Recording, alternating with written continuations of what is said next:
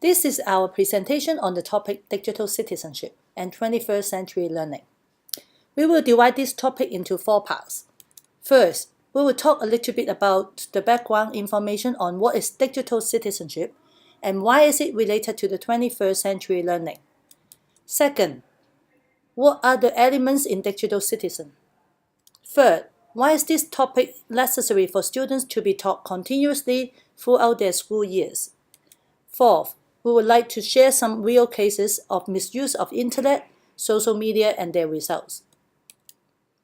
What is digital citizenship and why is it related to the 21st century learning? Since the rapid development of technology, we are not only living in a country of the world, but we also live in virtual world. We hold multiple citizenship because we have different identities in different worlds, reality one and the virtual one. In the real world, we set laws to protect people and keep the order of the country. It is important to apply the same theory for the people and keep the order of the country. It is important to apply the same theory for the digital world, especially it has the highest population compared with any other country in the real world. As an educator, it becomes part of our duty to teach our students of the positive steps that can take with their digital footprint in order to respect and protect all users in the digital world. According to the ISTE standards, digital citizen means recognize the rights, responsibilities, and opportunities of living, learning, and working in an interconnected digital world, and act and model in ways that are safe and legal and ethical. In order to be good digital citizens, we have to understand our attitudes and behavior will easily affect and or harm other people who may be directly or indirectly connected to us through internet. So remember, the decision you make as a digital citizen can impact other people. Therefore, be wise and sensible. There are 9 elements of digital citizenship. Number 1, are students and educators aware that not everyone has equal access to technology resources? Technology users need to be aware that not everyone has the same opportunities when it comes to technology. Working toward equal digital rights and supporting electronic access is the starting point of digital citizenship. Number 2, digital commerce. Are students aware of the dangers and benefits of buying and selling online? Technology users need to understand that a large share of market economy is being done electronically. Number 3, digital communication. Do students understand what is appropriate to share through email, texting, video chatting, and social media? One of the significant changes within the digital revolution is a person's ability to communicate with other people.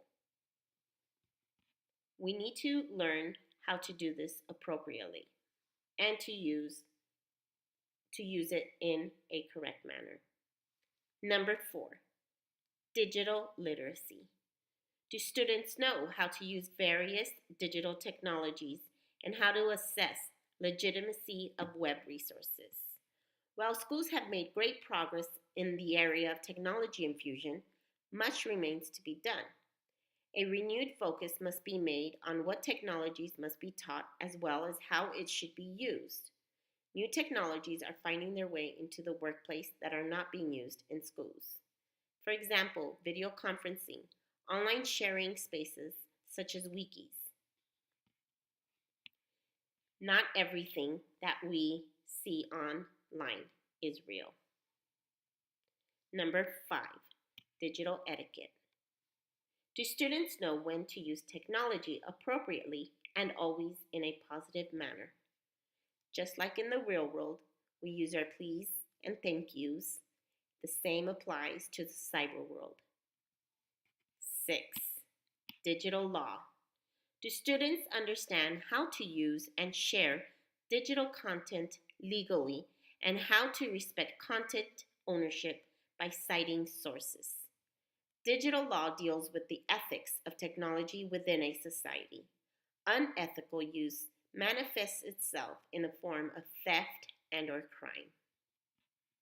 Number 7, digital rights and responsibilities. Do students understand that they have a right to be safe and friendly digital communications and a responsibility to report instances that threaten this?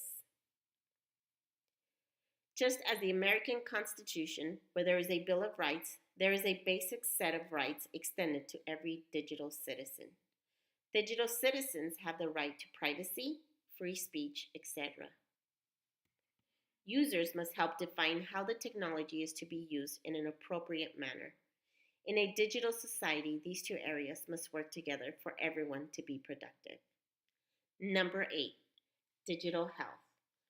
Are students aware of the physical and psychological dangers of excessive internet usage? Eye safety, repetitive stress syndrome, and sound ergonomic practices are issues that need to be addressed in a new technological world. Number 9, digital security. Do students know how to stay safe by using difficult passwords, virus protection, backing up data, and being aware of identity theft, phishing, and other online scams? In any society, there are individuals who steal, deface, or disrupt other people. The same is true for the digital community. It is not enough to trust other members in the community for our own safety. In our own homes, we put locks on our doors and fire alarms in our houses to provide some level of protection. We need to do the same in our digital world.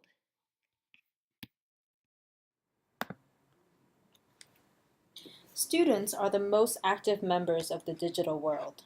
They spend 9 hours on average per day in the digital world. It is essential to teach them to be good digital citizens in order to provide a safe environment. I believe educating people will have a better impact than only setting up rules to stop the crimes. As I mentioned before, digital citizenship is part of the school district's required curriculum. Lastly, the purpose of education is to equip our students to face the challenges of the modern world. Here are some examples of students being caught. In the first, students got criminal records by selling fake items online using their social media platforms. Although most of them claim that they have no idea that the items are fake, they still broke the law of copyright. Be careful of digital commerce. The second example is related to illegal downloads of music, books, games, and movies. Most people think no one is watching you when you are stealing other people's intellectual property, but actually you are wrong. The fine per song can be as much as $22,500 US.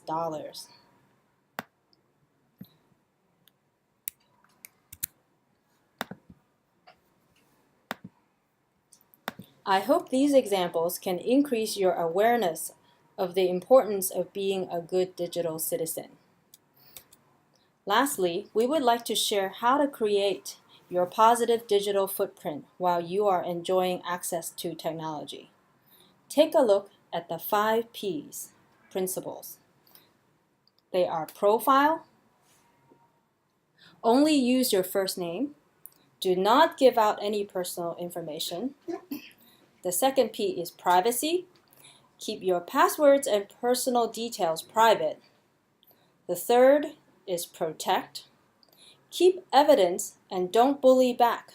Tell an adult. The fourth is permission. Make sure you have permission to view and share information online. And finally, positive.